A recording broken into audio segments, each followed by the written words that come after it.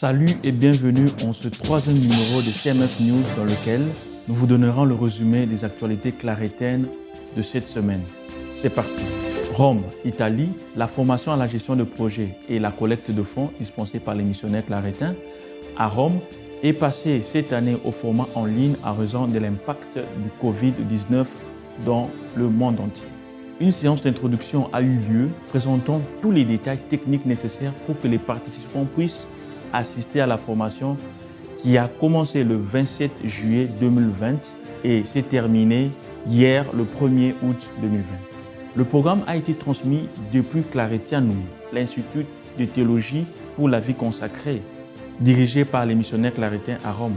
Cette formation s'est faite par le biais de Avisha, une plateforme d'apprentissage en ligne pour une administration facile.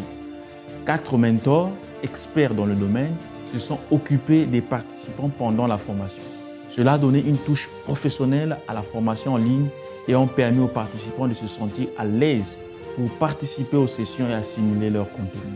Mexico au Mexique, avec 186 participants venus de toute l'Amérique et grâce à la plateforme Zoom, la première réunion virtuelle de Rebiclar, Red Biblica Claretiana, a débuté le 22 juillet 2020 sur le thème « La Bible et le soin de la maison commune ». Comme le thème l'indique, il a s'agi d'approfondir la dimension écologique de la parole de Dieu pour répondre à l'urgence de la crise écologique à laquelle nous faisons tous face sans exception aucune. Cette rencontre qui a connu aussi la participation du Père Henri Omonesaye, le conseiller général en charge de la pastorale biblique, a intégré 3 priorités: l'animation biblique, la justice, la paix et l'intégration de la création, et les nouvelles technologies. Madrid, Espagne. Dans nos maisons de formation, les vacances sont aussi des moments d'approfondissement de certains thèmes de la formation missionnaire et clarétienne. Dans ce sens, notre maison de formation de Colmena Viejo, en Espagne, à Madrid, a réalisé du 10 au 25 juillet de cette année un atelier sur les processus d'interculturalité. Il a été animé par l'équipe de formation de la maison elle-même.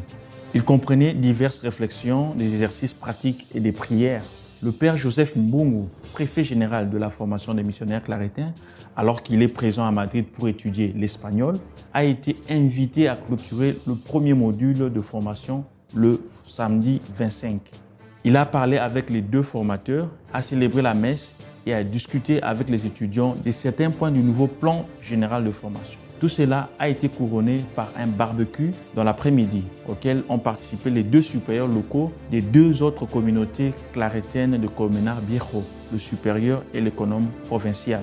Il est à noter par ailleurs que cette maison de formation compte 10 étudiants et 2 formateurs provenant de 6 pays différents: Corée, Chine, Espagne, Inde, Indonésie et Vietnam. Nécrologie est décédé le 29 juillet 2020 à Barcelone, en Espagne, le père Jordi Pereira, à l'âge de 96 ans. Il appartenait à la province de Sanctus Paulus. Il repose dans la paix du Seigneur. Merci de votre attention. Nous nous voyons au prochain numéro.